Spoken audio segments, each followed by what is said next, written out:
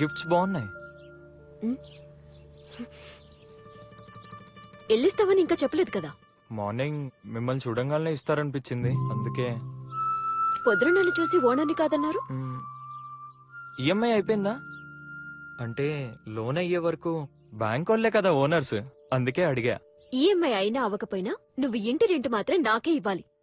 With జిఎస్టీయా without జిఎస్టీయా? మీకు నేను ఇల్లు ఇవ్వను, వెళ్ళండి.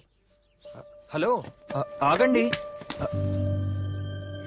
బిల్లు ఇవ్వడానికి ఎస్ మీరు చెప్పలేరు అంటే నో మాత్రం ఎందుకు చెప్తున్నారు? అది కూడా అతన్ని అడిగి చెప్పండి.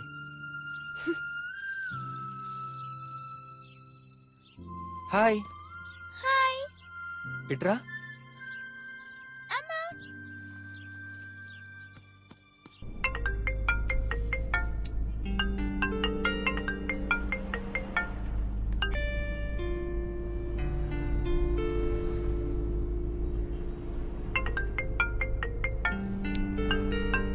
మాట్లాడు.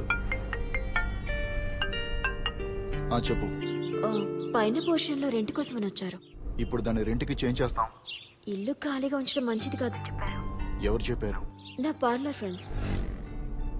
ఇవ్వాలని డిసైడ్ అయ్యావు కదా, మళ్ళీ నన్నెందుకు అడుగుతున్నావు? ఆల్రెడీ టెన్షన్స్ ఎక్కువ ఉన్నాయి. నువ్వు ఫోన్ చేసి ఇరిటేట్ చేయి. ఫోన్ పెట్టు.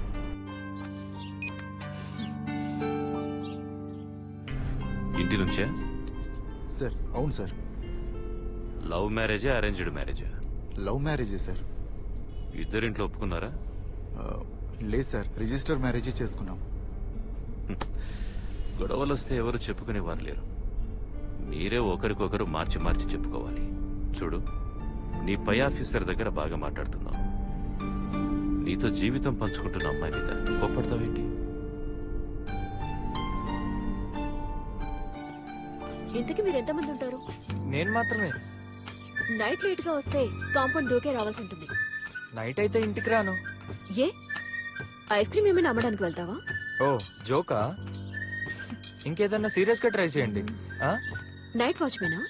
లేదు, బెగ్గర్ని. ఇల్లు ఇచ్చినట్టే కదా. అయితే రెంట్ చిల్లరగా ఇస్తారా? డిజిటల్ ఇండియా అండి, ఓన్లీ ఆన్లైన్ పేమెంట్. అయ్యయ్యా, అయితే మీకు ఇల్లు రెంట్కి ఇవ్వడానికి ఇంకోసారి ఆలోచించాలేమో. తలుపు తెరవండి.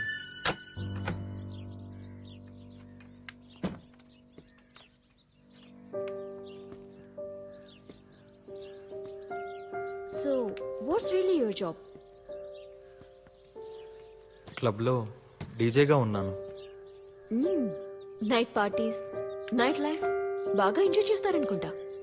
అలా కాదు, అందరూ కలిసిమెలిసి సంతోషంగా ఉన్న ప్లేస్లో నేను మాత్రమే ఒంటరిగా ఉన్న పని. ఒంటరిగా ఉండటం కష్టమే. ఒంటరితనం దూరం చేస్తానని అమ్మాయిలైతే తీసుకురారుగా. చచా, అమ్మాయిల విషయంలో నాకంటూ ఒక మోరల్ లైన్ ఉంది.